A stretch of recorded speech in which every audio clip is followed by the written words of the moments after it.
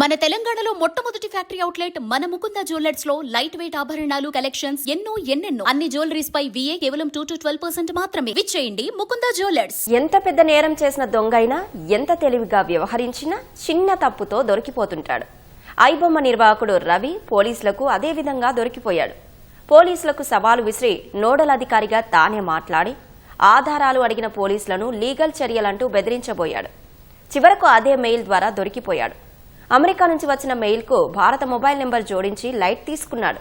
వాడి ఎత్తులకు పై ఎత్తులు వేసిన పోలీసులు ఐబొమ్మ నిర్వాహకుడు రవిని అరెస్టు చేశారు. రెండోసారి కస్టడీలో భాగంగా పోలీసులు ఇమంది రవి నుంచి కీలక విషయాలు రాబట్టారు.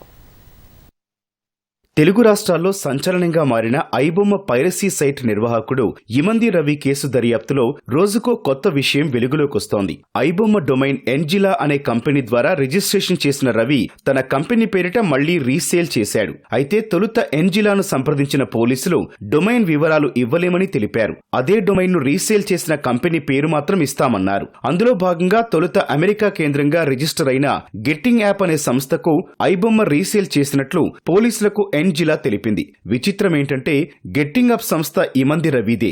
ప్రాథమిక దర్యాప్తులో భాగంగా పోలీసులు గెట్టింగ్ అప్ సంస్థతో మాట్లాడేందుకు ప్రయత్నించారు. వారికి మెయిల్ పెట్టారు. వారు కొనుగోలు చేసిన డొమైన్లో అవకతవకలున్నాయని కేసు నమోదు కావడంతో వివరాలివ్వాలని కోరారు. పోలీసులకు రిప్లై ఇచ్చిన ఇమంది రవి మీ వద్ద ఉన్న ఆధారాలపై ప్రశ్నించాడు. అయితే సాధారణంగా అమెరికా కేంద్రంగా నడుస్తోన్న కంపెనీలు అక్కడి న్యాయస్థానం ఆర్డర్ ఇస్తే దర్యాప్తునకు సహకరిస్తారు. కానీ నేరుగా ఆధారాలు అడగడంతో పోలీసులకు అనుమానం వచ్చింది. అంతటితో ఆగకుండా తమ డొమైన్ ద్వారా ఎలాంటి చట్ట వ్యతిరేక పనులు జరగడం లేదని, తప్పుడు ఆరోపణలు చేయవద్దని పోలీసులకి మెయిల్లో రవి పేర్కొన్నాడు. ఇలాంటి ఆరోపణలు చేస్తే న్యాయపరంగా ముందుకెళ్లాలని బెదిరించే ప్రయత్నం చేశాడు. ఇదే తరహాలో పోలీసులు తొలుత ఐబొమ్మపై కేసు నమోదు చేసిన సమయంలో దమ్ముంటే పట్టుకోండి అంటూ సవాల్ విసిరాడు.